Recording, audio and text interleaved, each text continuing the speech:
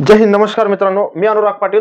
स्वागत आहे तुमचं आपल्या एसएससी वाला अनुराग या यूट्यूब चॅनलवर. मित्रांनो, आजचा स्पेशल व्हिडिओ तुमचा एसएससी जीडी 2024च्या फिजिकलवर होणार आहे. कारण की खूप सारे कॅन्डिडेट्सच्या मनात डाऊट आहे की आमचे फिजिकल कधीपर्यंत होणार, आमचा रिझल्ट कधीपर्यंत येणार. आणि तुम्ही सध्या एक ट्रेंडिंगला नोटीस पाहत असाल मित्रांनो, त्या नोटीसमध्ये तुमची फिजिकलची डेट दाखवली जाते की तुमचं फिजिकल या तारखेपासून सुरू होणार आणि या तारखेपर्यंत चालणार. त्या नोटीसची पण तुम्हाला म्हणजे ती नोटीस किती रिअल आहे किती फेक आहे तिची पण तुम्हाला संपूर्ण इन्फॉर्मेशन मी देणार आहे. आणि आजच्या व्हिडिओमध्ये तुमचे हे डाऊट सुद्धा क्लिअर करणार आहे की तुमचे मे महिन्यात खरंच फिजिकल होणार आहेत का. तुमची जी फिजिकलची नोटीस व्हायरल होती ती नोटीस खरंच तुमची रिअल आहे का फेक आहे, हा पण डाऊट मी तुमचा आजच्या व्हिडिओत क्लिअर करणार आहे. आणि फायनली तुमचा हा सर्वात मोठा डाऊट राहतो की आमचा रिझल्ट कधी येणार. तर मित्रांनो, तुम्हाला हा व्हिडिओ शेवटपर्यंत पाहायचा आहे, तुमचे सगळे डाऊट्स क्लिअर करणार आहे.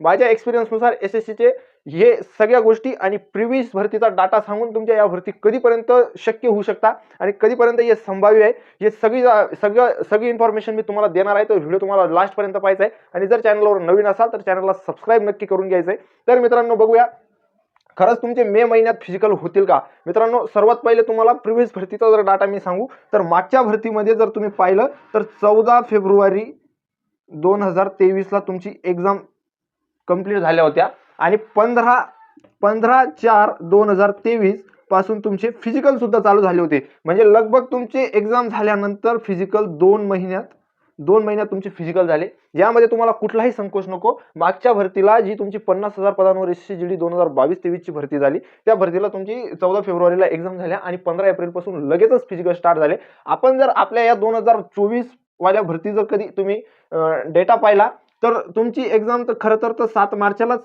संपली होती. पण आपण ती री एक्झाम झाल्यामुळे तुमची एक्झामची लास्ट डेट 30 मार्च मानू.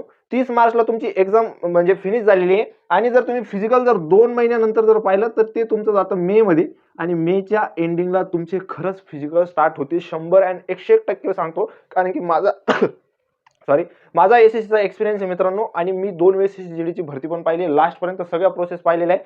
आणि 3-4 वर्षापासून एसएससीची तयारी करत असल्यामुळे ह्या गोष्टी चांगल्या समजू शकतो आणि तुम्हाला चांगली इन्फॉर्मेशन पण देऊ शकतो. त्यामुळे सांगतो, तुमचे मेच्या एंडिंगला लास्टला 100% फिजिकल स्टार्ट होणार. यामध्ये तुम्हाला कुठलाही संकोच नको. मेच्या एंडिंगला तुमचे फिजिकल स्टार्ट होऊन जातील, जूनच्या मिड पर्यंत तुमचे फिजिकल चालतील. यामध्येही तुम्हाला कुठला संकोच नको. आणि जी सध्याला फिजिकलची नोटीस व्हायरल होते, तुम्ही एक नोटीस पाहिली असेल, खूप सारे युट्यूबचे व्हिडिओ पाहिले असतील, त्या नोटीसमध्ये तुम्हाला 29 एप्रिलची डेट ते सांगताय. 29 एप्रिल पासून तुमचे फिजिकल स्टार्ट होतील.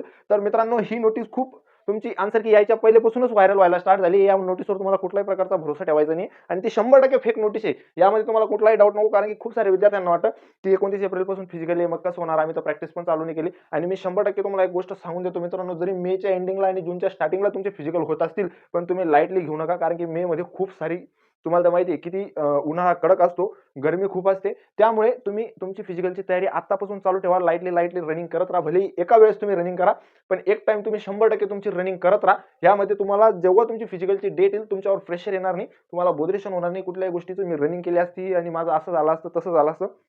त्यामुळे नंतर टेन्शन घ्यायपेक्षा आतापासून तुम्ही तुमची तयारी करत राहा, फिजिकलची तयारी करत राहा. एक टाइम का होईना हळूहळू तुम्ही रनिंग करत राहा, तुमचा स्टॅमिना वाढवत राहा. कारण की जेणेकरून ह्या उन्हाळ्याच्या दिवसात गरमीमध्ये बॉडी आपली जास्त डिहायड्रेट होते आणि बॉडीला ताकद जास्त लागते. आणि लॉंग रनिंग तुम्हाला करायची मित्रांनो.